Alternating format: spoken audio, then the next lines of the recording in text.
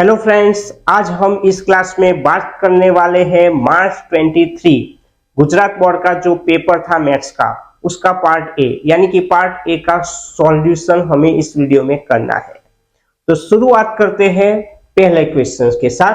पहले क्वेश्चंस में हमें एक रिलेशन दिया गया है, हमें एक कोऑर्डिनेट्स दिया गया है a b, where a is equal to b minus 2 और जो हमारा बी है वो 6 से ज्यादा है, यानी कि जो हमारा y कोऑर्डिनेट्स है वो 6 से ज्यादा होना चाहिए।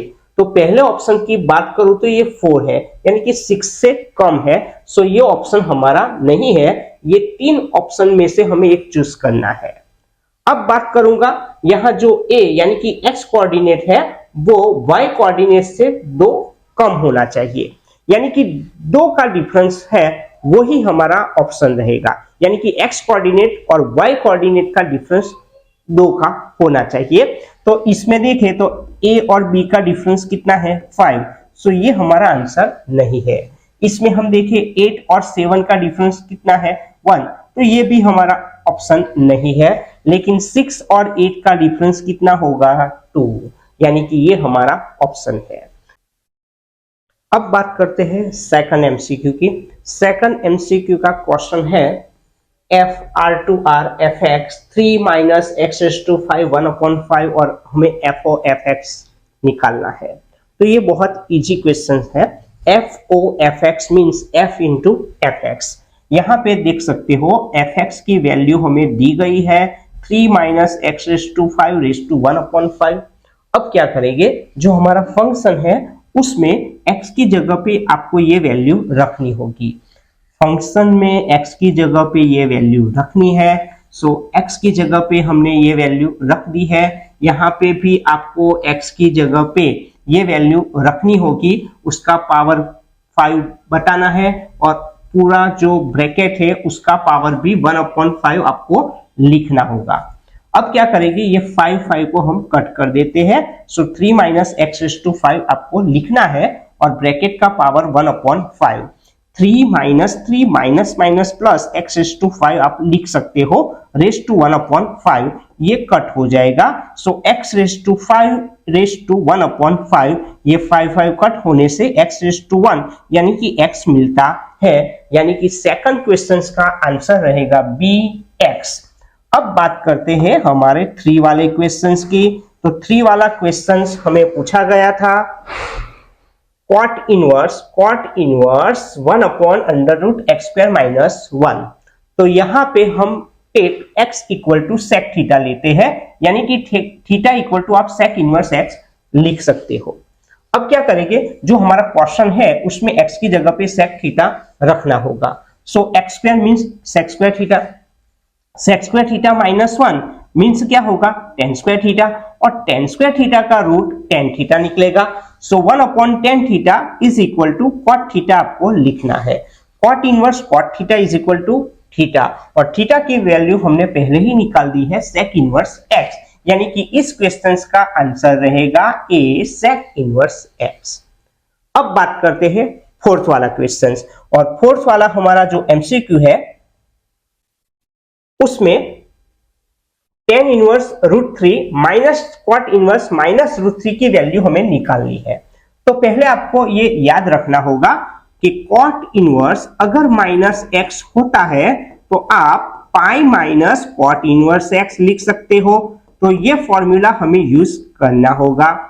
tan inverse √3 minus cot inverse minus √3, यानी कि आप पाई माइनस cot इनवर्स √3 लिख सकते हो। tan inverse √3 minus pi minus minus plus cot inverse √3 आपको लिखना होगा।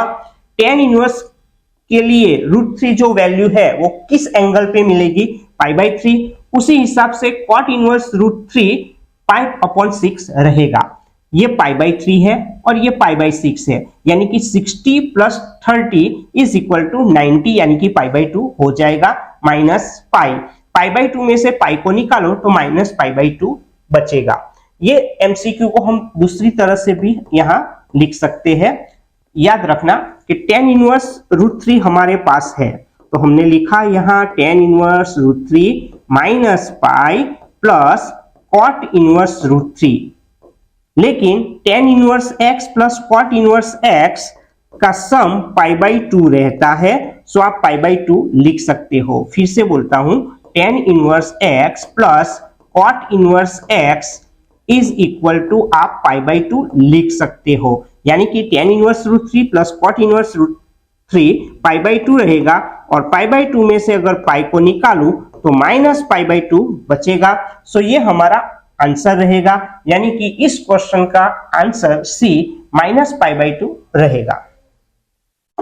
नेक्स्ट क्वेश्चन की बात करें तो नेक्स्ट क्वेश्चन है हमारा 5 वाला question. Set inverse x plus sine inverse x upon 5 plus sine inverse 4 upon 5 is equal to π/2, then x की वैल्यू कितनी होगी? Sine inverse x upon 5 plus sine inverse 4 upon 5 is equal to π/2 दिया गया है। तो ये जो साइन इनवर्स 4 अपॉन 5 है वो लेफ्ट हैंड साइड है, राइट हैंड साइड ला देंगे तो वो माइनस हो जाएगा। अब आपको एक फॉर्मूला याद रखना है, sign inverse x plus cos inverse x π/2। तो π/2 में से साइन इनवर्स x को निकालो, π/2 में से साइन इनवर्स x को निकालो तो क्या बचेगा? कॉस इनवर्स x, यानी कि π/2 minus sine inverse 4 upon 5 cos inverse 4 upon 5 आप लिख सकते हो। अब बात करते हैं राइट एंगल ट्रायंगल की। तो कॉस मींस उसका एडजेसेंट साइड जो है वो लिखना पड़ता है, और उसका हाइपोटेनस जो होता है वो लिखा है। सो ये 25, ये 16 हो जाएगा इसका स्क्वायर, और उसका माइनस करोगे तो 9 रहेगा, यानी कि 3 मिल जाएगा बाय यूजिंग पाइथागोरस थ्योरम। अब ये कॉस इनवर्स है, उसको मुझे साइन इनवर्स में कन्वर्ट करना है। तो साइन इनवर्स मींस कि ऑपोजिट साइड, तो ऑपोजिट साइड कौन सी है मेरी? 3, और हाइपोटेनस कौन सा है? 5, यानी कि कॉस इनवर्स को साइन इनवर्स में कन्वर्ट करने से 3/5 मिल जाता है। साइन इनवर्स को निकाल दो तो x upon 5 equal to 3 upon 5 लिख सकते हो, यानी कि x की वैल्यू कौन सी रहेगी? 3, यानी कि ए ऑप्शन आपका सही है। अब बात करेंगे 5 वाला क्वेश्चन हो गया, अब 6 वाले क्वेश्चन की तरफ चलते हैं। तो 6 वाला क्वेश्चन है sine inverse 1 minus x minus 2 sign inverse x π/2 दिया गया है, तो x की वैल्यू कितनी होगी? हमें left hand side right hand side को चेक करना पड़ेगा, यानी कि लेफ्ट हैंड साइड में x की वैल्यू रखेंगे और π/2 ला देंगे। तो हमारे पास जो ऑप्शन दिए गए हैं उसमें से हमने x इक्वल टू 0 लिया है, और ये लेफ्ट हैंड साइड पहले आपको रख लेना है। x की जगह पे क्या लेना है? 0, इधर भी x की जगह पे 0, तो साइन इनवर्स 0 0 हो जाएगा, यानी कि ये पूरा टर्म निकल जाएगा। सो साइन इनवर्स 1 बचा π/2, यानी कि हमारा जो राइट हैंड साइड है वो आ जाता है, इसलिए आपका ऑप्शन कौन सा रहेगा? बी, 0 रहेगा। अब बात करते हैं 7 वाला क्वेश्चन। 7 नंबर का जो क्वेश्चन है, number of 3x3 matrices having all elements either 2 और 9। तो इस तरह का जो एमसीक्यूज आता है उसमें हमें मैट्रिसेस का जो ऑर्डर है वो याद रखना है। इधर 3x3 मैट्रिसेस दिया गया है, इसके नंबर ऑफ हमें ऑल पॉसिबल एलिमेंट्स लिखने होंगे। तो number of all possible matrices यानी कि 2x2x2 हमें 9 टाइम्स लिखना है, या फिर आप इस तरह से भी लिख सकते हो 2m क्रॉस n। हमारा जो ऑर्डर है वो 3x3 वाला है, सो 2⁹ हो जाएगा, यानी कि 512 इसका आंसर आता है। सो ऑप्शन डी इसका आंसर है। अब बात करते हैं नेक्स्ट क्वेश्चन की। नंबर 8, if A and B symmetric matrices of same order then A B minus B A. पहले तो इसकी बात करता हूं, A and B symmetric matrices, यानी कि ए सिमेट्रिक मैट्रिक्स है, बी भी सिमेट्रिक मैट्रिक्स है। सो आप a equal to A dash और b equal to B dash लिख सकते हो। अब बात करता हूं A B minus B A, तो हम क्या करेंगे? A B minus B A का डैश लिख सकते हैं। सो ए बी का डैश माइनस बी ए का डैश आपको लिखना पड़ेगा by property using A B dash, यानी कि बी डैश ए डैश, और B A dash means A dash B dash. अब देखो बी डैश इक्वल टू क्या है हमारे पास? बी है। ए डैश इक्वल टू क्या है? ए है, यानी कि यहाँ पे आप बी ए लिख सकते हो। A dash means A, B dash means B, यानी कि B A minus A B. अब क्या करेंगे, माइनस को हम बाहर ले लेते हैं, सो आप A B minus B A लिख सकते हो। So A B minus B A का dash is equal to minus A B minus B A हमें मिलता है। So A B minus B A is skew symmetric matrix रहेगा, जो हमारा ऑप्शन ए है। अब बात करेंगे हम 9th वाले क्वेश्चंस की। तो 9 वाला क्वेश्चंस है क्वेश्चंस नंबर 9। तो ये क्वेश्चंस को आपको ध्यान पे रखना है, इसमें प्रॉपर्टी यूज करनी होगी आपको। तो देखो, ए स्क्वायर ए दिया गया है, इसका हम यूज करेंगे और हमें निकालनी है value I plus A cube minus 7a। तो इसके लिए हमने एक फॉर्मूला लिखा है, x प्लस वाई का cube is equal to x cube plus y cube plus 3x square y plus 3xy square. अब बात करते हैं i plus A cube minus 7a, इसमें आपको ये फॉर्मूला यूज करना है। So i plus A cube means I cube plus A cube plus 3i square A plus 3i square minus 7a। अब देखो, I cube means I, identity matrix, A cube की जगह पे आप ए स्क्वायर इंटू ए लिख सकते हो, आई स्क्वायर की जगह पे आप आई लिख सकते हो, ये plus 3i square minus 7a रख दिया है। अब ए स्क्वायर इक्वल टू ए हमें दिया गया है, ए स्क्वायर की जगह पे आप ए लिख सकते हो, जो हमने यहां लिख दिया है। फिर से ए इंटू ए स्क्वायर हो गया, 3a 3ia means 3a minus 7a, फिर से ए स्क्वायर की जगह पे ए लिखूं तो 3a 6a plus a 7a minus 7a cut हो जाएगा, तो हमारे पास क्या बचेगा, i, यानी कि बी ऑप्शन उसका सही है।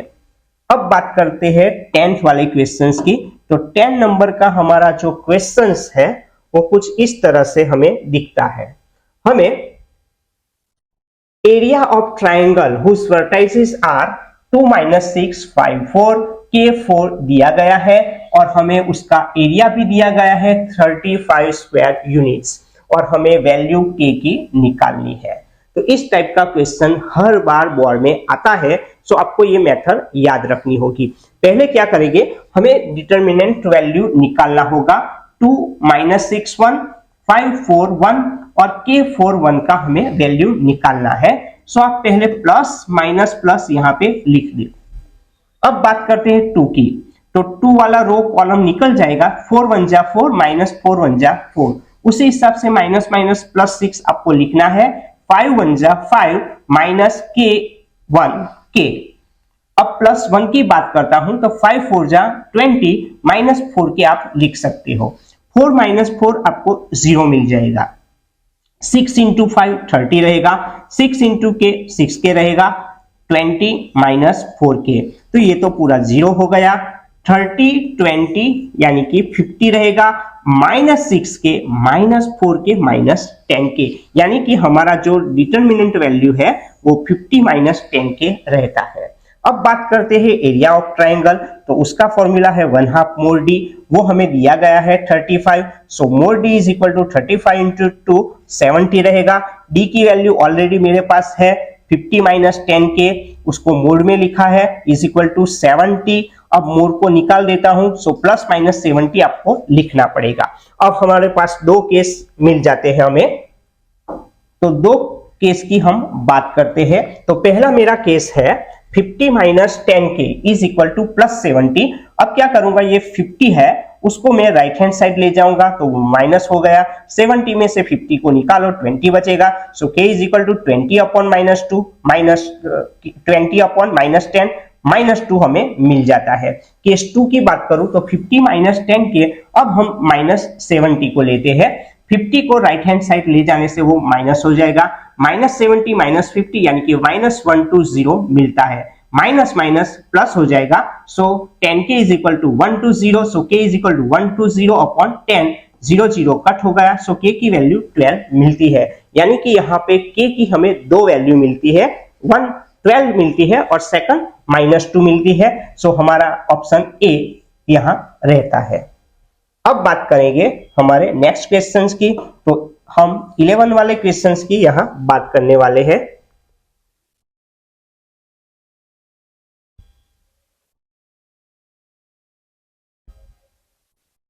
11 नंबर का जो क्वेश्चन है उसमें हमें एक मैट्रिसेस दिया डिटरमिनेंट दिया गया है 1 2 13 3 0 5 6 7 11 P Q R are cofactors of elements 35 and 11 respectively, then P plus 3Q plus 6 R हमें निकालना है। हमें दिया गया है P कोफैक्टर ऑफ एलिमेंट 13, तो पहले P कोफैक्टर ऑफ 13, तो इसकी बात हमें करनी है, सो आपको ये निकाल देना होगा। अब बात करूंगा 13 की, यानी कि इसका मुझे कोफैक्टर निकालना है। सो आपको पहले क्या लिखना पड़ेगा, -1, और फर्स्ट रो का वो थर्ड एलिमेंट्स है, सो 1 + 3 लिख देना है। 3067 आपको रखना होगा। सो -1/4 रहेगा, 3 7 21 और ये 0 यानी कि 21। सो -1/4 1 रहेगा, 1 × 21 21 मिल जाता है, यानी कि P की वैल्यू आपको 21 लेनी है। अब कोफैक्टर ऑफ 5 यानी कि इसकी बात करते हैं। देखो अब 5 की बात करनी है, सो ये निकाल दो। तो कोफैक्टर ऑफ 5 तो -1/2 यानी कि ये सेकंड रो है और उसका थर्ड एलिमेंट्स हमने लिया है। सो 2 + 3 आप लिख सकते हो, 1 2 6 7 यानी कि ये 5 हो गया।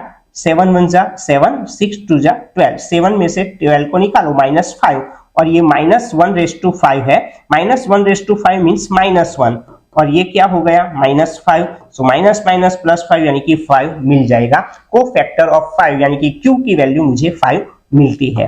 अब बात करते हैं लास्ट वाले एलिमेंट्स की। तो लास्ट वाला एलिमेंट्स है 11, तो ये आपको क्वेश्चन निकालना होगा। तो ये थर्ड रो में थर्ड एलिमेंट्स है, सो आप -1/3 + 3 लिख सकते हो। 1 2 3 0 आपको लिखना होगा। अब 3 + 3 ये तो 6 हो गया, 1 0 1 0 ये 0 हो जाएगा, 3 2 जा 6 यानी कि -1/6 1 रहेगा, 1 × -6 आप -6 लिख सकते हो। अब बात करते हैं हमें जो क्वेश्चन पूछा गया है उसकी। तो हमारा क्वेश्चन है P + 3Q + 6R। तो P की वैल्यू कितनी है मेरी, 21 + 3, Q की वैल्यू कितनी है, 5 + 6, R की वैल्यू कितनी है, -6। सो 21 + 15 -36, 21 और +15 करें तो 36 ही होगा। 36 में से 36 को निकाल दे तो 0 आएगा, यानी कि हमारा जो क्वेश्चन है उसका आंसर रहेगा C। अब बात करते हैं MCQ नंबर 12 की। तो 12 वाला MCQ है, if A is a square matrix of order 3/3, तो उसका एक्सॉइन A का मोड क्या होगा। तो उसके लिए आपको सिंपल फॉर्मूला यूज करना है। एक्सॉइन A का जो मोड होता है वो मोड ऑफ A⁻n−1 जितना होता है। यहां हमें 3/3 मैट्रिक्स दिया गया है, सो आप n की जगह पे 3 लिख सकते हो। सो 3 - 1 2 रहेगा, यानी कि एक्सॉइन ऑफ A का जो मोड है वो मोड ऑफ A² रहता है, यानी कि ऑप्शन C हमारा रहेगा। अब बात करते हैं 13 वाले क्वेश्चंस की। तो ये रहेगा चैप्टर 5 में से। चैप्टर 5 में से ये हमारा क्वेश्चंस है। If phi is equal to 5 cos x minus 3 sin x, आपको क्या करना है, differentiate with respect to x करना होगा। So divide by dx 5 cos x का माइनस sin x हो जाएगा, sin x का cos x। सो ये -5 sin x -3 cos x रहता है, यानी कि हम फर्स्ट डेरिवेटिव निकाल चुके हैं। अब हमें क्वेश्चन में पूछा गया है सेकंड डेरिवेटिव कितना होगा। तो फिर से क्या करेंगे, जो हमारा डिवाइड बाई dx आया है उसका differentiation with respect to x, differentiate with respect to x करते हैं। सो साइन का क्या हो जाएगा, cos हो जाएगा, और cos का माइनस साइन। सो ये -5 cos x और ये माइनस माइनस +3 sin x लिखा जाएगा। अब क्या करेंगे कि इनमें से मैं माइनस को कॉमन ले लेता हूं। माइनस को अगर कॉमन ले ले इसमें से तो 5 cos x प्लस में से माइनस निकल जाएगा, सो -3 sin x लिख सकते हो। और ये 5 cos x -3 sin x हमारा क्वेश्चन है y, यानी कि इसका second derivative d² y/dx² - y आपको मिल जाएगा। अब बात करते हैं नेक्स्ट क्वेश्चंस। नेक्स्ट है 14 नंबर का questions. If x equal to a bracket में थीटा प्लस साइन थीटा दिया गया है, y is equal to a bracket में 1 माइनस कॉस थीटा दिया गया है और हमें dy बाई dx को निकालना है। हमारे पास x a bracket theta plus sine theta है, differentiate with respect to theta, so dx by d theta a theta का हो जाएगा 1, साइन का हो जाएगा कॉस। अब बात करता हूं y is equal to a bracket 1 minus cos theta, differentiate with respect to theta, so dy by d theta a 1 का 0 हो जाएगा, कॉस का minus sine, so minus minus plus sine लिख सकते हो, यानी कि dy by d theta a sine theta रहेगा। हमें क्या निकालना है? dy by dx, so dy by dx equal to dy by d theta upon dx by d theta. अब क्या करेंगे? ये जो dy बाई डी थीटा है हमारा, dy by d theta upon dx by d theta करने से हमें dy बाई dx मिल जाता है। dy बाई डी थीटा की वैल्यू हमारी जो थी वो लिखी है मैंने a sin थीटा, और dx बाई डी थीटा की जो वैल्यू है वो भी लिखी है a ब्रैकेट में 1 प्लस कॉस थीटा। अब a कट हो जाएगा और sin थीटा की वैल्यू, sin थीटा की जो वैल्यू है मेरी वो लिखनी होगी, तो sin थीटा की वैल्यू है 2 sin theta by 2 cos theta by 2, ये a कट हो गया। 1 प्लस कॉस थीटा की वैल्यू है 2 cos square theta by 2, 2 cancel हो जाएगा, एक एक cos थीटा बाई 2 कैंसिल हो जाएगा, सो sin अपॉन cos बचेगा, तो sin theta by 2 upon cos theta by 2 हमें tan थीटा बाई 2 मिलता है, यानी कि इस क्वेश्चन का आंसर है वो tan थीटा बाई 2 रहेगा। नेक्स्ट 15 वाला क्वेश्चन, इस टाइप के क्वेश्चंस भी हर बार बोर्ड में आते ही है। आप देख लीजिए, f ऑफ x हमें दिया गया है k cos x upon pi minus 2x, and दूसरी वैल्यू है 3 जो x equal to pi by 2 के आगे है। Is this function is continuous at x equal to pi by 2, then value of k निकालनी होगी। तो हमारा जो फंक्शन है वो कंटिन्यूअस है x equal to pi by 2 आगे, so limit x tends to pi by 2 f of x equal to आप f पाई बाई 2 लिख सकते हो। f ऑफ x की वैल्यू जो दी गई है वो हमने यहाँ लिखी है k cos x upon pi minus 2x, और f पाई बाई 2 की वैल्यू हमें दी गई है 3 जो यहाँ पे लिखनी है। अब cos x है तो उसकी जगह पे आप sin pi by 2 minus x लिख सकते हो, और इसमें से मैंने 2 को कॉमन ले लिया है, सो इधर मैंने पाई बाई 2 लिखा और ये 2 कॉमन लेने से यहाँ पे मैंने x लिखा है।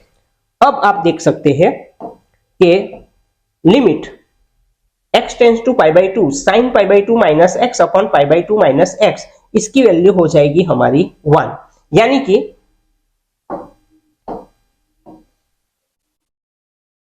k बाई 2 को बाहर ले लेते हैं, limit x tends to pi by 2 sin pi by 2 minus x upon pi by 2 minus x equal to 3 लिख सकते हो। इसका जो वैल्यू है वो 1 है, so k by 2 into 1 is equal to क्या बचेगा 3, सो 2 3 जा क्या मिलेगा 6, यानी कि इस MCQ का answer k is equal to 6 रहेगा। अब बात करते हैं नेक्स्ट क्वेश्चंस की। नेक्स्ट क्वेश्चंस है हमारा 16 नंबर का क्वेश्चंस है। इसमें पूछा गया है maximum value of this function, यानी कि हमें जो फंक्शन दिया है उसकी मैक्सिमम वैल्यू आपको निकालनी है। तो पहले क्या करेंगे, उसका डिफरेंशिएट निकाल लेते हैं। सो पहले तो मैंने f ऑफ x लिखा है, x ब्रैकेट में x minus 1 plus 1 raise to 1/3, ये हमारा फंक्शन है। x को x के साथ मल्टीप्लाई करने से x स्क्वायर मिलता है, x को माइनस 1 के साथ मल्टीप्लाई करने से माइनस x मिलता है, प्लस 1 रेज टू 1/3। हमें जो फंक्शन दिया गया है उसका differentiate with respect to x करेंगे, सो fx का आप f डेस x लिख सकते हो, और पावर जो होता है वो आगे लिखना है, यानी कि 1/3 बाद में हमारा जो फंक्शन है वो लिखा है, और 1/3 माइनस 1 करने से माइनस 2/3 रहता है, लेकिन चेन रूल के हिसाब से इसका भी हमें डिफरेंशिएशन करना होगा। सो d by D x x square minus x plus 1 लिख दिया है। फिर से बोलता हूं, x रेज टू n है तो n x n माइनस 1 के हिसाब से आप लिख दो, और इसका चेन रूल के हिसाब से आपको डिफरेंशिएशन निकालना होगा। ये तो स्टेप हमने लिखा ही है, x स्क्वायर का 2x हो जाएगा, x का 1 यानी कि 2x माइनस 1 और इसका 0। अब फाइंडिंग मैक्सिमम वैल्यू, यानी कि हमें जो मैक्सिमम वैल्यू निकालनी है उसकी बात करता हूं। उसके लिए आपको कुछ नहीं करना, सिर्फ f डेस x की वैल्यू 0 करनी है, और जो हमारा f डेस x है वो मैंने लिख लिया है इज इक्वल टू 0। सो ये पूरा टर्म 0 हो जाएगा, यानी कि 2x माइनस 1 इक्वल टू 0, यानी कि 2x equal to 1। So x is equal to 1/2, यानी कि हमें जो इंटरवल दिया गया है 0 1 उसकी भी हम बात करेंगे। पहले क्या करेंगे, ये जो हमारा फंक्शन है f ऑफ x उसमें हमें सब वैल्यू रखनी है। हमने एक ही वैल्यू अभी तक निकाली है 1/2, लेकिन हमारा जो इंटरवल है 0 1 वो वैल्यू भी हमें फंक्शन में रखनी होगी। f of x x bracket में x minus 1 plus 1 raise to 1/3 है। x की जो वैल्यू है वो आपको पहले 0 भी रखनी है, यानी कि ये पूरा टर्म 0 हो जाएगा। सो 1 रेज़ टू 1 3 बचेगा, तो आप 1 आंसर लिख सकते हो। अगर x की जगह पे मैं 1 लिखूं तो इधर x की जगह पे 1 आपको लिखना होगा, प्लस 1 रेज़ टू 1/3, तो ये 0 हो गया। सो फिर से 1 रेज़ टू 1/3 आपको 1 लिखना है। अब क्या करेंगे, जो हमारा x की वैल्यू लाया है वो यहाँ रखते हैं, यानी कि x की जगह पे आपको 1/2 लिखना पड़ेगा। सो x की जगह पे मैंने 1/2 लिखा, इधर x की जगह पे 1/2 माइनस 1 प्लस 1 रेज़ टू 1/3। 1/2 में से 1 को निकालू तो माइनस 1/2 रहेगा, plus 1 1/2 into minus 1/2 minus 1/4 plus 1 raise to 1/3। So 4 LCM उसका रहता है। सो माइनस 1 प्लस 4 1 जा 4, यानी कि 4 में से 1 को निकालो 3/4 रेज़ टू 1/3, यानी कि जो हमारी f0 की वैल्यू है वो 1 है, f1 की वैल्यू भी हमने 1 निकाली है, और f1/2 की जो वैल्यू है वो हमने 3/4 रेज़ टू 1/3 निकाली है। तो इसमें मैक्सिमम वैल्यू कौन सी है, 1, यानी कि इस MCQ का जो आंसर है वो 1 रहता है। अब बात करते हैं नेक्स्ट क्वेश्चंस की। तो 17 वाला जो क्वेश्चंस है, ये क्वेश्चंस हमें इंटीग्रेशन चैप्टर में से मिला है। So integration 1/x plus x log x into dx, यानी कि इसकी हमें वैल्यू निकालनी है। तो पहले क्या करेंगे, हम हमारा जो x plus x log x है उसमें से x को निकाल दो, तो इधर 1 प्लस log x रहेगा। अब let t is equal to 1 plus log x, differentiate with respect to x, so dt by dx 1 का 0 हो जाएगा, log x का 1/x, so dt is equal to 1/x dx आप लिख सकते हो, यानी कि dx अपॉन x वो रहेगा dt, और ये पोर्शन हो जाएगा t, so dt by t log more t, t की वैल्यू हमारी 1 प्लस log x आपको रखनी है। अब 1 की वैल्यू में लिख देता हूं log e plus log x, सो log e plus log x means log ex, यानी कि इस MCQ का आंसर log ex आप लिख सकते हो। अब बात करते हैं नेक्स्ट MCQ की। ये भी इंटीग्रेशन चैप्टर में से ही है। हमें पूछा गया है integration 1/√2x minus x square dx। तो आप देख सकते हो इसमें से मैंने माइनस को कॉमन ले लिया है, सो x स्क्वायर माइनस 2x आप लिख सकते हैं। x स्क्वायर माइनस 2x के साथ उसका लास्ट टर्म मैंने +1 लिखा, तो आप -1 लिख देना। सो +1 -1 कट हो जाएगा, सो ये फिर से आ जाएगा x स्क्वायर माइनस 2x। अब क्या किया मैंने, ये -1 को मैंने बाहर ले लिया, सो -1 इंटू माइनस, सो ये +1 हो गया, और ये स्टेप हमने लिखा है minus x square minus 2x plus 1, यानी कि -1 बाहर ले लेते हैं तो 1 रहेगा, माइनस ब्रैकेट में x square minus 2x plus 1 आप लिख सकते हो। अब इस पोर्शन की बात करता हूं कि x square minus 2x plus 1 है, वो x माइनस 1 होल स्क्वायर आप लिख सकते हो, यानी कि 1 minus x minus 1 whole square dx। अब देखो इंटीग्रेशन का फॉर्मूला यहां मैं यूज करूंगा, इंटीग्रेशन dx अपॉन, अगर मेरे पास अंडर रूट ए स्क्वायर माइनस एक्स स्क्वायर है तो उसका इंटीग्रेशन होगा sign inverse x upon a plus c, यानी कि इसका ये a हो गया और ये पूरा x हो गया, so sine inverse x minus 1 upon 1 आप लिख सकते हो, जो हमारा आंसर है sign inverse x minus 1 plus c। Next question की बात करते हैं। अब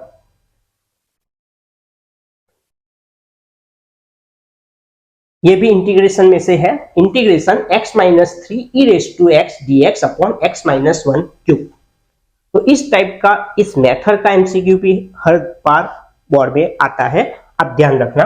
मेरे पास यहाँ x माइनस 3 है, सो मैंने क्या लिखा इधर x माइनस 1 माइनस 2, यानी कि ये -3 हो गया, x माइनस 1 का क्यूब।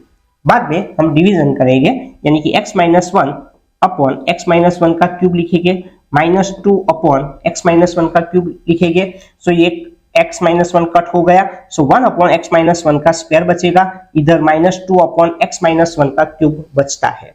अब हमारे पास जो फॉर्मूला है उस फॉर्मूला का यहाँ यूज करने वाले हैं।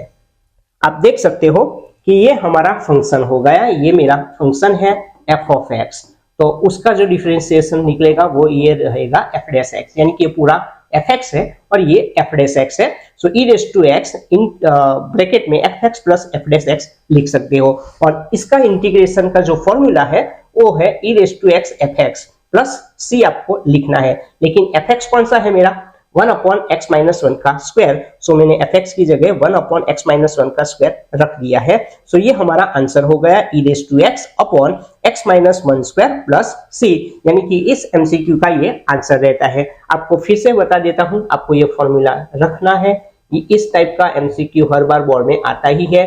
e raise to x bracket में fx plus f dash x dx अगर होता है तो उसका लास्ट आंसर आपको याद रखना होगा, वो है e raise to x fx plus c।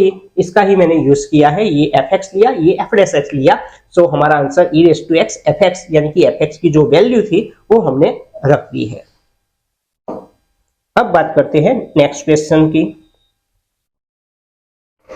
तो 20 वाला क्वेश्चन बहुत इजी क्वेश्चन है, integration under root x square minus 8x plus 7, यानी कि इसका हमें इंटीग्रेशन करना होगा।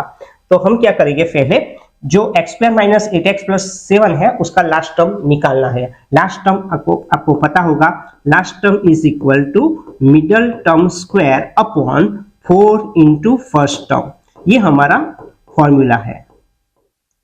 हमारा मिडल टर्म्स कौन सा है -8x, तो उसका स्क्वायर कर दो अपॉन 4। फर्स्ट टर्म कौन सा है मेरा एक्स स्क्वायर, सो ये हो गया 64x square upon 4x square, so x square cut हो गया, 64 अपॉन 4 कौन सा आएगा 16। सो ये हमने यहाँ रख दिया है, देख सकते हो आप, first term, middle term, last term 16 में से 9 को निकालो तो 7 आ जाएगा। अब क्या करेंगे, ये फर्स्ट 3 टर्म है उसका यूज करूंगा, x square minus 8x plus 16, यानी कि x माइनस 4 का स्क्वायर, 9 मीन्स 3 का स्क्वायर, तो ये हो गया हमारा फॉर्मूला इंटीग्रेशन। आप देखो फिर से बोलता हूं, इंटीग्रेशन ये हमारा फॉर्मूला था x square minus a square dx का, वो यहां यूज करना है x/2 under root x square minus a square by 2 log mod x plus under root x square minus a square plus c, ये हमारा जो फॉर्मूला है वो हम यहाँ यूज करने वाले हैं। सो ये हो गया हमारा x, ये हो गया a, so x/2 under root x square minus a square minus a square by 2 log mod x plus under root x square minus a square, तो x माइनस 4/2, तो ये हमारा क्वेश्चन है, तो लिख दो x square minus 8x plus 7 minus 9/2 log x minus 4, ये हमारा क्वेश्चन है, x square minus 8x plus 7, तो ये आपका आंसर होगा।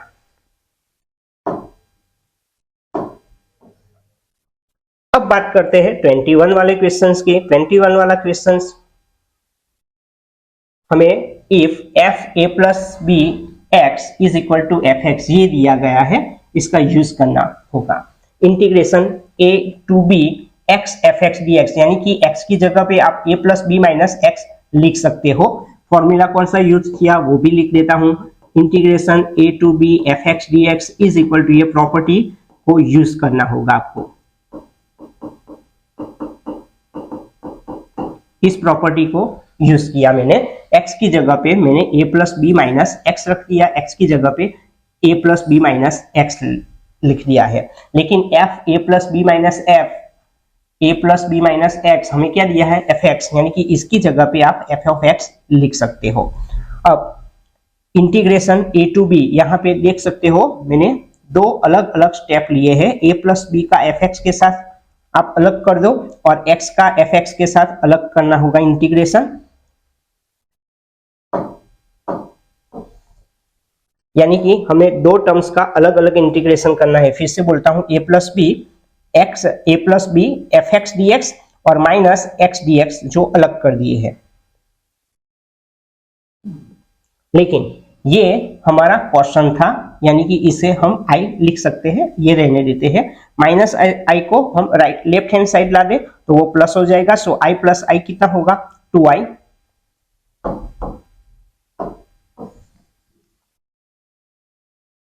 2i a plus b integration a to b f x d x. So i is equal to a plus b upon क्या लिखेंगे 2 integration a to b f x d x, यानी कि आपका जो a था answer वो सही है। अब बात करते हैं नेक्स्ट क्वेश्चंस की। 22 वाला क्वेश्चंस है integration 0 to 1 x 1 minus x raise to n dx। तो इधर भी क्या करेंगे, integration 0 to a f x d x है तो उसका भी प्रॉपर्टीज है हमारे पास 0 to a f a minus x d x. तो ये प्रॉपर्टी आपको यूज करनी है। सो 0 टू a समझो, यानी कि x की जगह पे आप 1 माइनस एक्स लिख सकते हो, इधर भी x की जगह पे 1 माइनस एक्स लिख सकते हो। 1 minus 1 minus minus plus x raise to n। So ये कट हो गया, यानी कि ये हो गया x रेज टू n। अब इन दोनों को हमें मल्टीप्लाई करना है। तो मल्टीप्लाई करने के लिए हम पहले क्या करेंगे, ये 1 है, 1 का multiply x raise to n के साथ करेंगे, x का multiply x raise to n के साथ करेंगे। So 1 into x raise to n, x raise to n इसकी पावर 1 होगी। So x raise to 1 into x raise to n is equal to x raise to n plus 1 लिख सकते हो। x raise to n का integration x raise to n plus 1 upon n plus 1 लिखा जाएगा।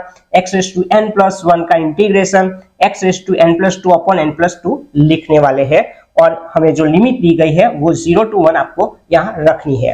अब क्या करेंगे, अपर लिमिट को लिखते हैं, यानी कि 1 raise to n plus 1 upon n plus 1 minus 1 raise to n plus 2 upon n plus 2। Lower limit को लिखने की कोई जरूरत नहीं क्योंकि वो सब 0 हो जाएगा, यानी कि सिर्फ आपको यहाँ 1 ही लिखना है, 1 upon n plus 1 minus 1 upon n plus 2।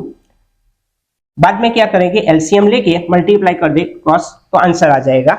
यहाँ देख सकते हो मैंने एलसीएम लिया है n प्लस 1 n प्लस 2, बाद में क्रॉस मल्टीप्लाई किया है n plus 2 1 n plus 2 n plus 1 into 1 n plus 1, bracket को तोड़ दो n plus 2 minus n minus 1, ये कट हो जाएगा। सो 2 minus 1 1 upon n plus 1 n plus 2, यानी कि आप इसे इस तरह से भी लिख सकते हो, इन दोनों को मल्टीप्लाई करके n स्क्वायर रहेगा, n 2n रहेगा, ये 1n हो गया, 1 2 जा 2।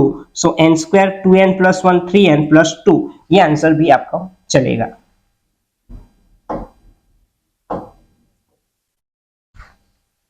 अब नेक्स्ट क्वेश्चन है 23 वाला, integration dx upon e raise to x plus e raise to minus x. तो इसका भी इंटीग्रेशन बहुत इजी है, आपको कुछ करना नहीं, सिर्फ e raise to minus x है, उसकी वैल्यू लिखो 1 अपॉन e रेज टू एक्स। बाद में आप एलसीएम ले लेना, यानी कि सभी को e रेज टू एक्स के साथ मल्टीप्लाई कर दो। तो e raise to x dx, e raise to x into e raise to x, e raise to x square plus इसको e रेज टू एक्स के साथ मल्टीप्लाई करने से वो कट हो जाएगा, 1 मिल जाएगा। बाद में क्या करेंगे, एज्यूम कर लेते हैं t equal to e raise to x, differentiate with respect to x। So dt by dx e raise to x का e रेज टू एक्स ही रहता है।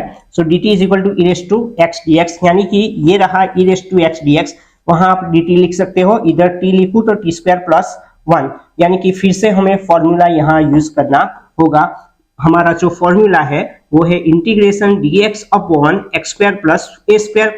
तो इसका इंटीग्रेशन कैसे करेंगे, तो इंटीग्रेशन का फॉर्मूला है मेरा 1 upon A tan inverse x upon a, ये फॉर्मूला हमें यहाँ यूज करना पड़ेगा। सो ये हो गया हमारा x, ये हो गया हमारा a, यानी कि 1 upon a tan inverse t upon 1 आप लिख सकते हो, यानी कि tan inverse t plus c। तो आप t की जो वैल्यू है वो यहाँ आपको रख लेनी है, यानी कि tan इनवर्स t की वैल्यू हमारी कौन सी है, e raise to x plus c। तो ये इस MCQ का आंसर होगा। तो नेक्स्ट MCQ है 24 वाला, the area of the region bounded by the curve y is equal to cos x, यानी कि हमें curve y is equal to cos x दिया गया है। अगर y is equal to cos x या y is equal to sin x देता है तो एरिया फाइंड करने के लिए एक सिंपल सा फॉर्मूला आप यूज कर लेना, a is equal to b minus a का मोड अपॉन पाई बाई 2, यानी कि b यानी कि हमारी जो लिमिट है 3 पाई बाई 2 वो b रहेगी, और a यानी कि 0, यानी कि b की जगह मैंने 3 पाई बाई 2 लिखा है और a की जगह 0 upon pi by 2। So 3π/2 upon π/2, 2 cut हो गया, 3π अपॉन पाई यानी कि 3 इस एमसीक्यू का आंसर रहेगा, यानी कि सी ऑप्शन हमारा वो आंसर है। तो इस तरह से आप वाई एक्स और कॉस एक्स का एरिया फाइंड कर सकते हैं, ये बहुत इजी मेथड है। उसी तरह से आपको नेक्स्ट जो हमारा एमसीक्यू है 25 वाला, उसमें भी इजी मेथड यूज करना है। हमें इलिप्स दिया गया है x² upon 60 plus y² upon 9 equal to 1, तो इसका भी हमें एरिया निकालना है। तो ये भी बहुत सिंपल है।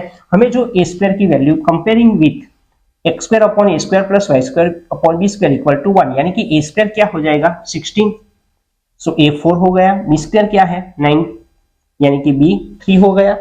और इलिप्स का जो एरिया है उसके लिए आपको ये फॉर्मूला याद रखना है, पाई ए बी, ए की वैल्यू 4 है, बी की वैल्यू 3 है, 4 3 जा 12 पाई स्क्वायर यूनिट्स, यानी कि इलिप्स का जो एरिया है वो यहाँ 12 पाई हमें मिल जाता है, यानी कि ऑप्शन सी वो हमारा आंसर रहेगा। नेक्स्ट क्वेश्चंस की बात करूं तो 26 वाला क्वेश्चंस, तो ये हमें चैप्टर 9 में से पूछा गया है, बहुत इजी क्वेश्चंस है। ऑर्डर और डिग्री हमें ये डिफरेंशियल इक्वेशन की निकालनी है। तो ऑर्डर और डिग्री निकालने के लिए बहुत इजी है। तो हाईएस्ट इसमें आप देख सकते हो, तो ये dy/dx 1 टाइम है, ये 2 टाइम है, यानी कि हाईएस्ट डेरिवेटिव आपकी कौन सी है d²y/dx², यानी कि हमारा जो ऑर्डर है वो 2 रहेगा। तो ये हमने यहाँ लिख लिया है।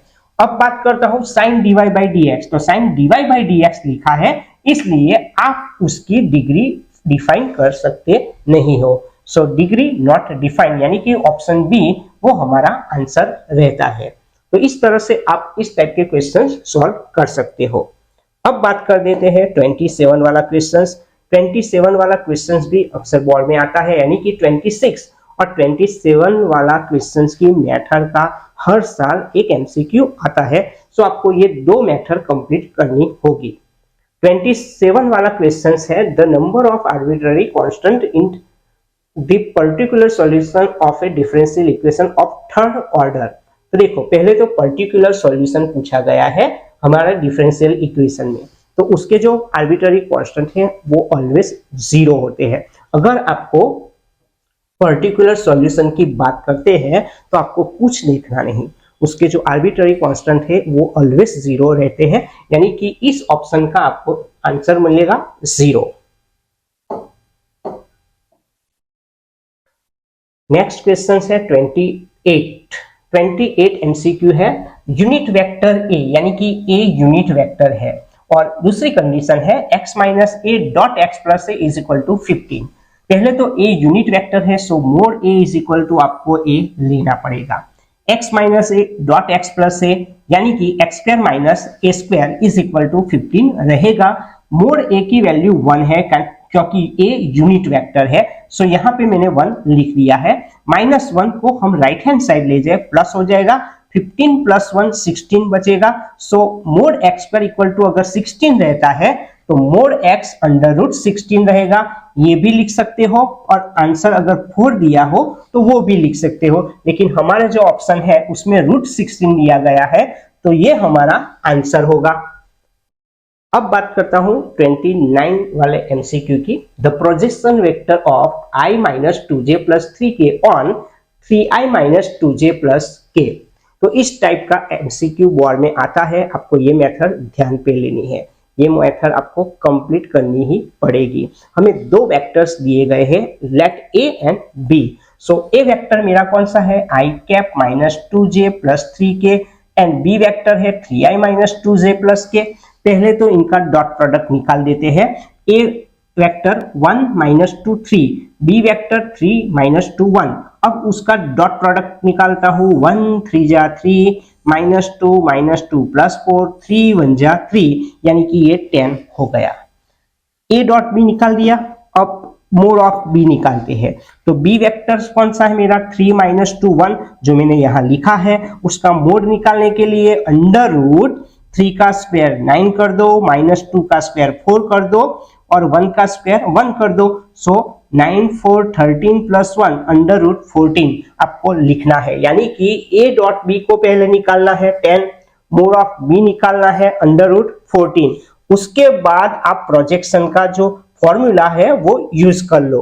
तो प्रोजेक्शन हमें पूछा गया है, projection vector of a on vector b, तो उसका जो फॉर्मूला है वो कुछ इस तरह से है, a dot b upon mod b square dot b. तो इसकी वैल्यू मेरी 10 है, इसकी वैल्यू अंडर रूट 14, तो उसका स्क्वायर करने से वो कितना हो जाएगा 14, तो वो लिखा है। और वेक्टर बी है 3i माइनस 2j प्लस के। सो इधर आप 5 टू जा 10 कर सकते हो, 7 टू जा 14 कर सकते हो। सो 5i7 ब्रैकेट में 3i माइनस 2j प्लस के लिखना है, मल्टीप्लाई कर दो 5 3 जा 15 upon 7 i cap minus 5 two जा 10 अपॉन 7 जे कैप प्लस 5 के अपॉन 7, यानी कि ऑप्शन सी वो आपका आंसर रहेगा।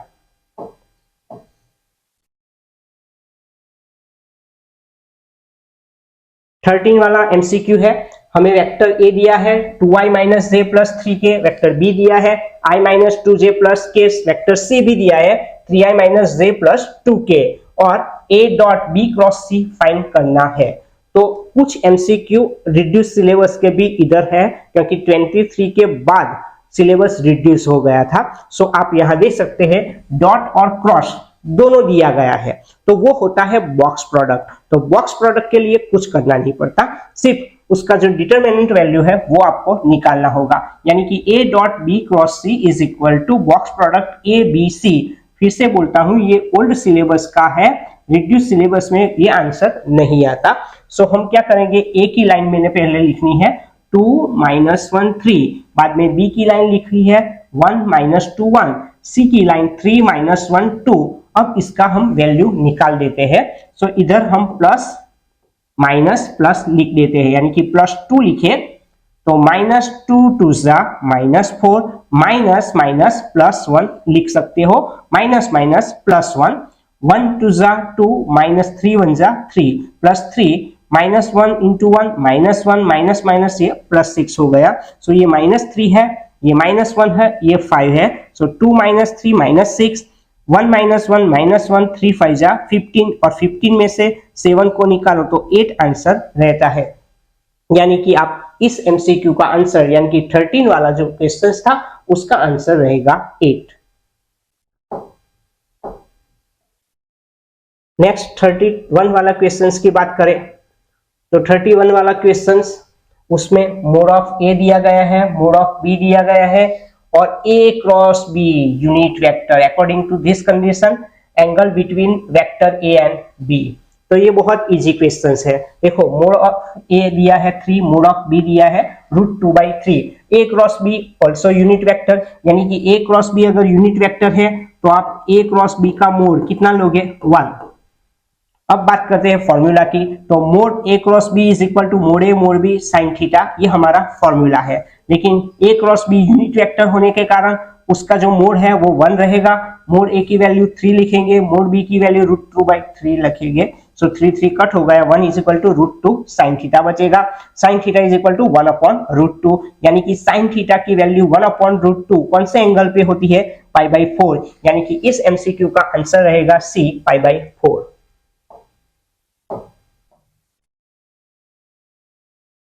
32 वाला क्वेश्चन, उसमें दो वेक्टर दिए गए हैं a and b, then perpendicular unit vector of p a minus b q a plus b, यानी कि हमें p वेक्टर निकालना है अकॉर्डिंग टू दिस कंडीशन, यानी कि p इज इक्वल टू आप क्या लिख सकते हो a माइनस b, जो हमने यहां लिखा है a means 1 minus 1 1, b means 1 2 minus 3। अब देखो इसका दोनों का सब्ट्रैक्ट कर देते हैं। सो 1 में से 1 को निकालो 0 रहेगा, -1 -2, -1 में से 2 को निकालो -3 हो जाएगा, 1 माइनस माइनस प्लस 3 यानी कि 1 + 4 हो जाएगा, 1 + 3 4 हो जाएगा। अब q को निकालते हैं तो q इज इक्वल टू, उसके लिए कंडीशन कौन सी दी है, a + b करना पड़ेगा। सो a वेक्टर लिख दो, b वेक्टर लिख दो, उसका सम कर देते हैं तो 1 + 1 2 रहेगा, -1 + 2 1 रहेगा, 1 - 3 -2 रहेगा, यानी कि p और q की वैल्यू हमने निकाल दी है। अब p क्रॉस q हमें निकालना है, तो p क्रॉस q निकालने के लिए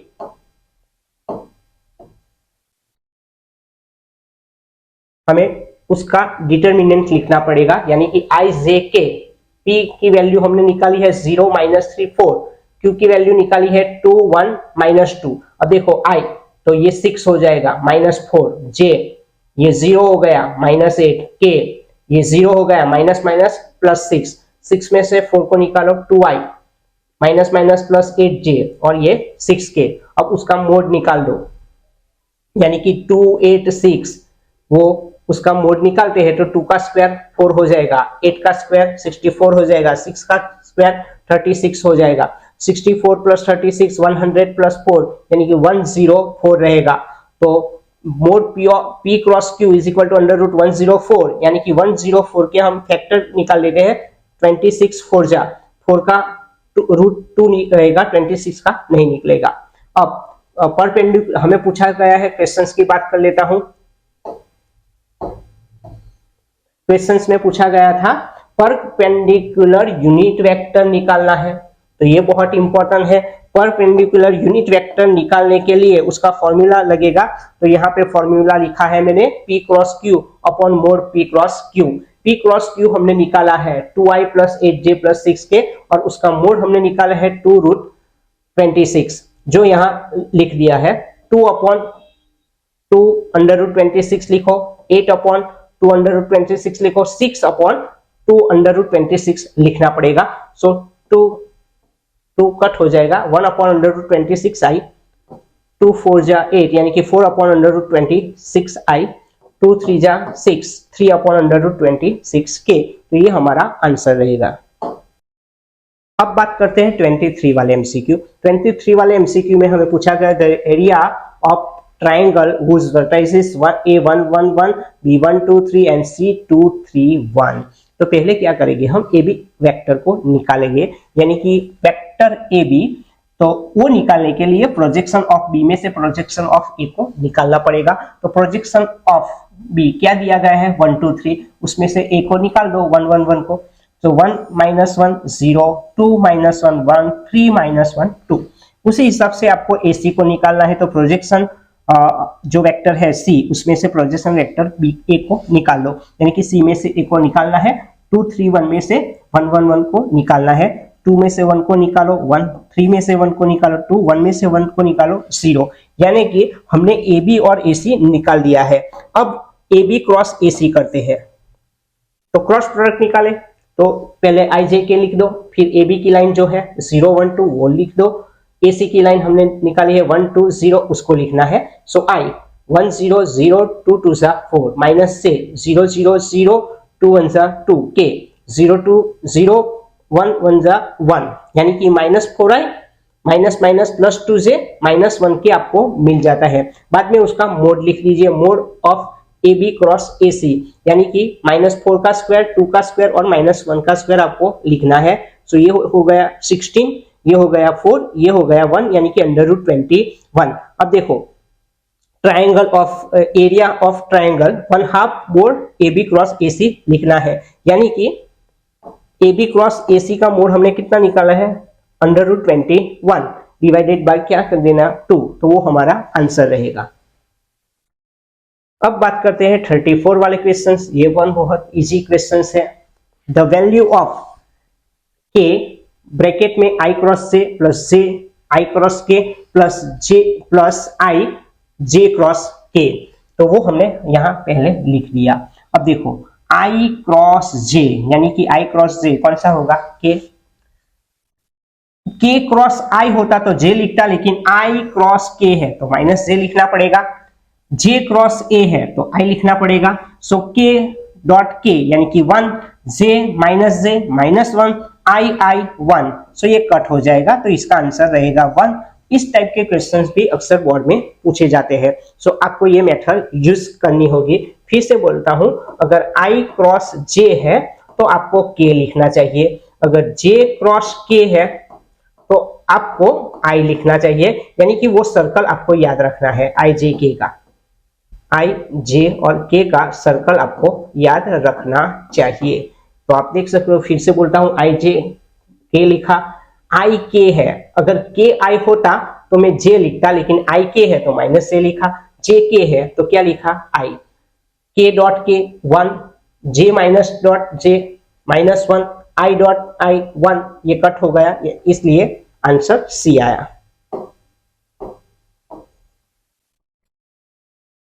35 वाले क्वेश्चंस में हमें कंडीशन दी गई है if a plus B plus C 0, ये बहुत ध्यान पे रखना ये कंडीशन, इसी के हिसाब से आंसर आता है।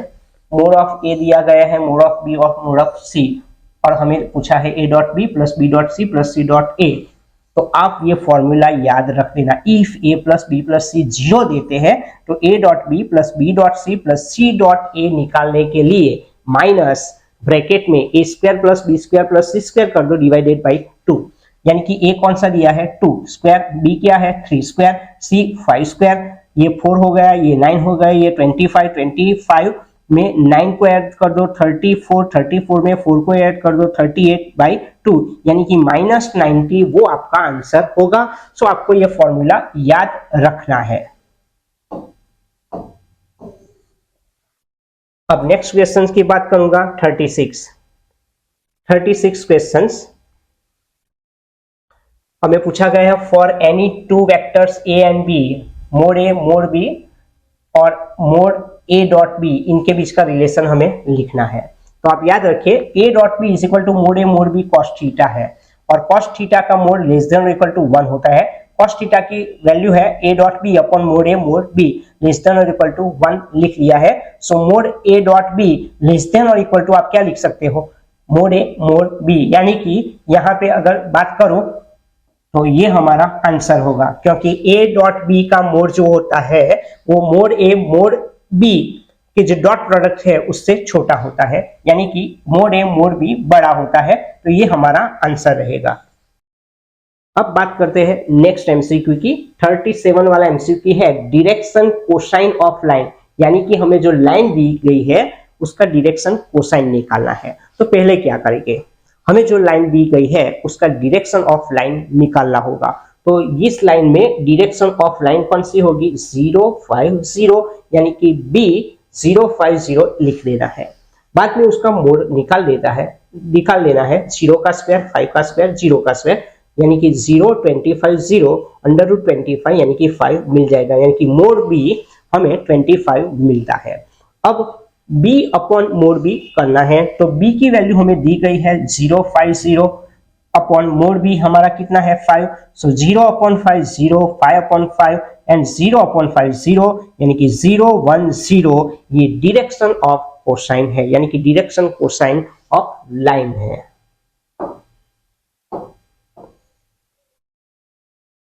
अब 38 वाला क्वेश्चन, ये टाइप का भी बोर्ड में एमसीक्यू आता है, यानी कि आपको पार्ट बी में भी ऐसा क्वेश्चंस पूछ सकते हैं। हमें जो दो लाइन दी जाती है उसके बीच का एंगल हमें निकालना है।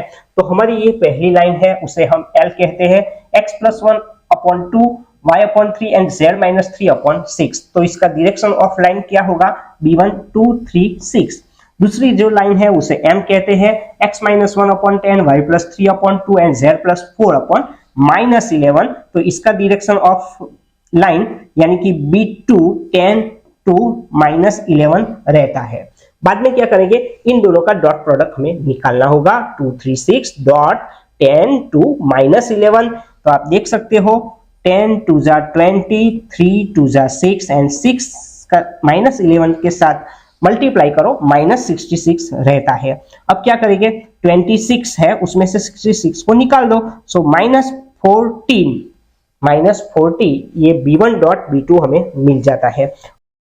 तो हमने b1 डॉट b2 निकाल दिया है, -40 हमने निकाला है। अब मोड ऑफ b1 यानी कि b1 का मोड निकालते हैं, तो b1 मेरे पास है 236, तो इन सब का स्क्वायर हमें रूट में करना है।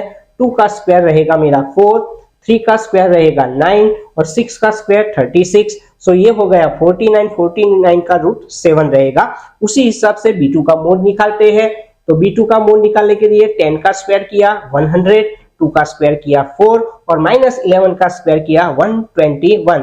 तो इन सब का हम सम करते हैं तो 2 to 5 आएगा और उसका रूट निकालने से हमें 15 मिल जाता है, यानी कि b1 डॉट b2 की जो मेरी वैल्यू है वो -40 है, b1 मोड की वैल्यू 7 है और b2 मोड की वैल्यू 15 मुझे मिलती है। अब हम एंगल बिटवीन टू लाइन यानी कि cos थीटा का हमें फॉर्मूला लिखना है। तो cos थीटा का मेरा फॉर्मूला है mode of b1 dot b2 upon mode b1 and mode b2। b1 dot b2 कितना है -40, b1 का मोड हमने निकाला 7, b2 का मोड निकाला 15। सो आप देख सकते हैं -40 का मोड प्लस हो गया, इधर मैंने 7 इंटू 15 किया तो 105 रहेगा। अब इसके फैक्टर की बात करते हैं तो 40 मीन्स 8 इंटू 5 और 105 मीन्स 21 इंटू 5, 5 कट हो जाएगा। कॉस थीटा की वैल्यू है वो 8/21 मिलती है। So theta is equal to cos inverse 8/21 आप लिख सकते हैं।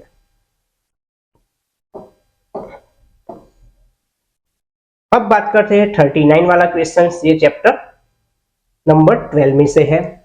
हमें कॉर्नर पॉइंट्स दिए गए हैं 0, 0, 5, 0, 3, 4 एंड 0, 5। ये कॉर्नर पॉइंट्स है।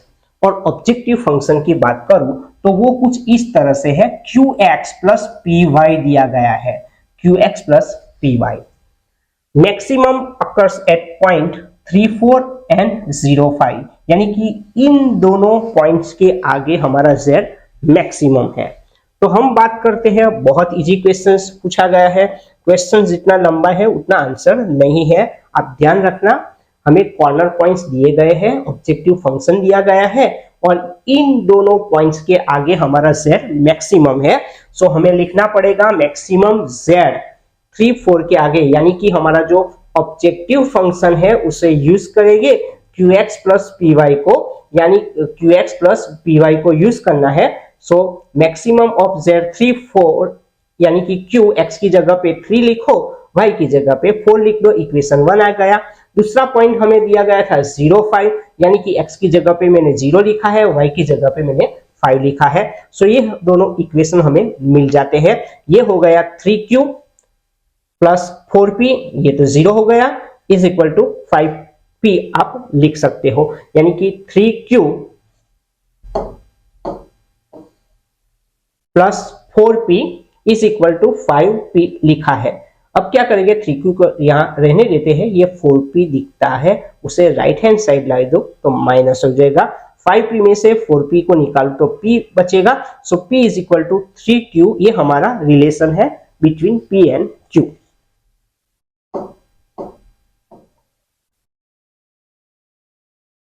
देखो 40 वाला क्वेश्चन, ये भी इस चैप्टर में से ही आता है। उसमें भी हमें ऑब्जेक्टिव फंक्शन हमें दिया गया है और ये 4 कॉर्नर पॉइंट्स भी दिए गए हैं, उसमें हमें मैक्सिमम वैल्यू निकालनी है। तो हम क्या करेंगे, कॉर्नर पॉइंट्स को लिख देंगे और कॉरेस्पॉन्डिंग वैल्यू ऑफ हमें जो z दिया है वो लिख दिया है, वो है 10,500 x प्लस 9,000। पहला कॉर्नर पॉइंट कौन सा है मेरा, 0, तो ये तो 0 हो गया। दूसरा कॉर्नर पॉइंट है 40, यानी कि x की जगह पे 40 लिखो, y की जगह पे 0, जो हमने यहाँ लिख दिया है। तो ये टर्म्स मेरा 0 हो गया, इन दोनों का मल्टीप्लाई कर देना चाहिए तो 4,20,000 हमें मिल जाता है। दूसरा हमारा कॉर्नर पॉइंट है 30, 20, तो हमने x की जगह पे 30 लिखा है, y की जगह पे 20 लिखा है, इन दोनों का मल्टीप्लाई करो तो 3,15,000 मिलेगा और इन दोनों का मल्टीप्लाई करने से 1,18,000 मिलेगा और इन दोनों का सम 4,95,000 हमें मिलता है। अब फोर्थ वाले कॉर्नर पॉइंट्स की बात करते हैं। तो फोर्थ वाला मेरा कॉर्नर पॉइंट है 0, 50, यानी कि x की जगह पे 0 लिखो, y की जगह पे 50, तो ये पोर्शन पूरा 0 हो जाएगा। सो 9,000 इंटू मल्टीप्लाई बाई 50, ये हमें मिलेगा 4,50,000। तो हमारा जो मैक्सिमम वैल्यू है वो मुझे मिला 4,95,000।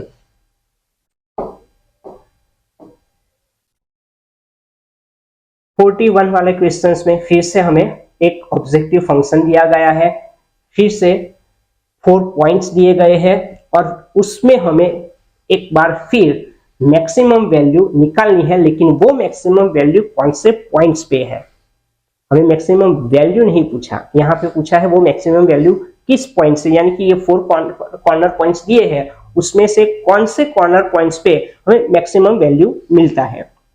इसके लिए क्या करेंगे, तो पहले सभी कॉर्नर पॉइंट्स को लिख देते हैं और corresponding value of 8,000x plus 12 8000x plus 12000y। पहला पॉइंट है 0 0, तो ये तो 0 0 हो गया। 20 0 यानी कि इधर 20 लिखा, 0 लिखा, तो ये 0 हो गया। सो ये क्या हुआ 1,16,000। 12 6 लिखे तो x की जगह पे 12 लिख दो, y की जगह पे 6 लिख दो। 12 इंटू 8000 ये हो जाएगा 96,000। 12,000 इंटू 6 ये हो जाएगा 72,000। इन दोनों का सम निकालो 1,68,000 मिलता है। 0 10 ये हमारा फोर्थ वाला कॉर्नर पॉइंट्स है, तो इधर 0 लिखो, इधर 10 लिखो, तो ये तो 0 हो गया। 12,000 इंटू 10 ये 1,20,000 मिलता है। तो इन सभी में अगर देखें तो मैक्सिमम वैल्यू कौन सी है 1,68,000। कौन से पॉइंट्स में मिलती है 12 6। तो ये हमारा आंसर है। तो आप ये आंसर चूज कर सकते हो।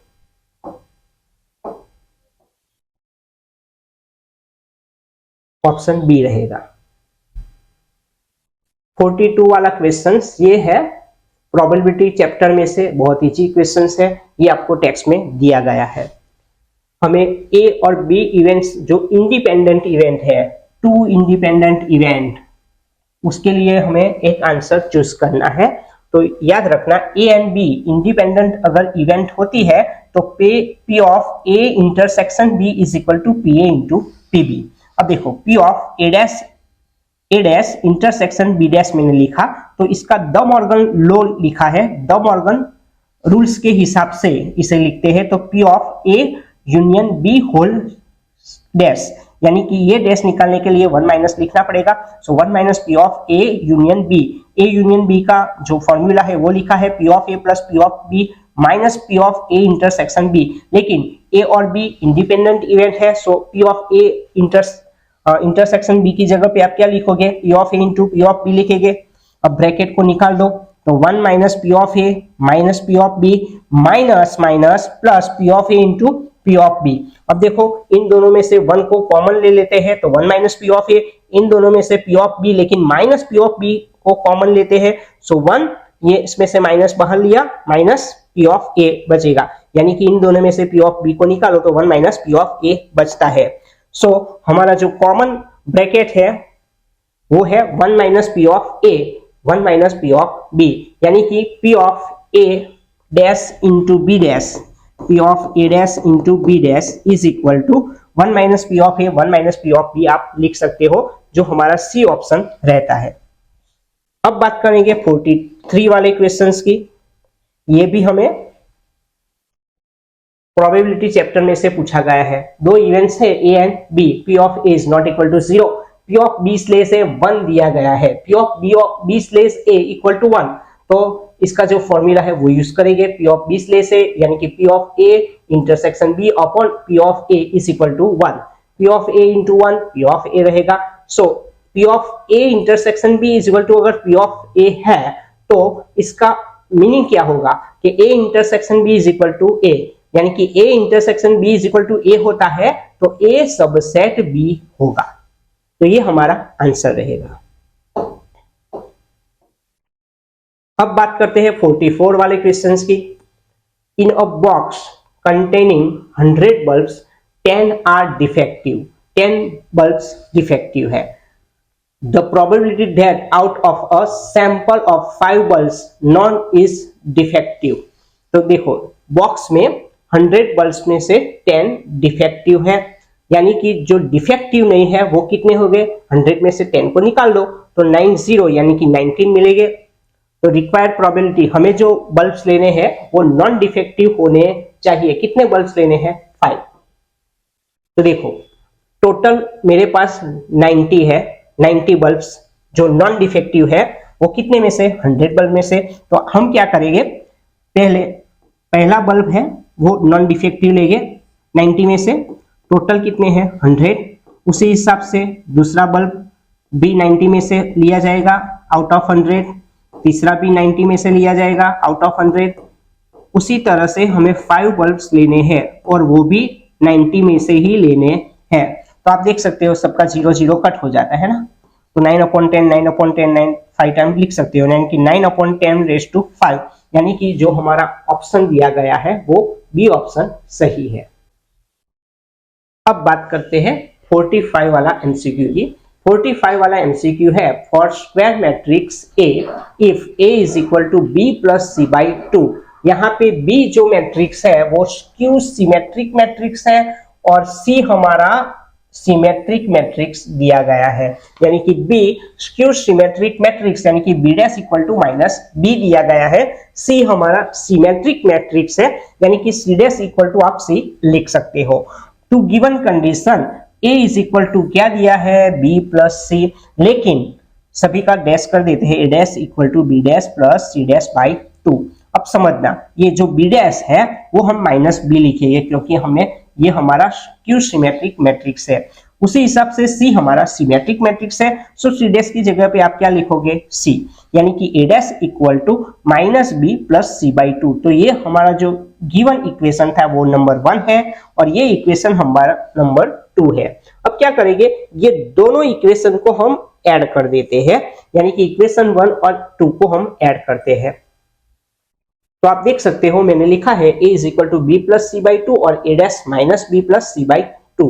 अब ये दोनों को ऐड करने से हमें कौन सा फॉर्मूला मिलता है वो बात करूंगा। तो a प्लस ए डैश ये तो कट हो गया C by 2 plus C by 2। So a plus A dash equal to C by 2 plus C by 2 क्या होगा c होगा। So c is equal to क्या मिलेगा a प्लस ए डैश, यानी कि जो हमारा क्वेश्चन था उसका a ऑप्शन सही रहेगा। हमारा क्वेश्चन था c इक्वल टू, तो a प्लस ए डैश हमें मिल गया है। अब बात करते हैं एमसीक्यू नंबर 46 की।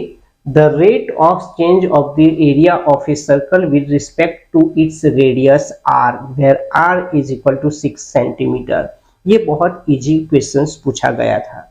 Area of a circle, area of a circle क्या होता है a is equal to pi r square और दिया भी गया है ना रिस्पेक्ट टू इट्स रेडियस, यानी कि differentiate with respect to r, यानी कि d a by d r. So pi r square का 2r हो जाएगा यानी कि 2 पाई आर, लेकिन r की वैल्यू कौन सी दी गई है 6, तो 2 पाई इंटू 6 यानी कि 12 पाई हमारा आंसर रहता है, यानी कि ऑप्शन नंबर सी हमारा आंसर है। अब शुरू करते हैं हमारा 47 नंबर का MCQ. Minus pi by 2 to pi by 2 x cube plus x cos x plus 10 raise to 5x plus 1 dx। ये भी हमारे टेक्स्ट में से एमसीक्यू पूछा गया था। तो पहले क्या करेंगे, हमारा जो इतना जो पोर्शन है let f x equal to x cube plus x cos x plus 10 raise to 5x।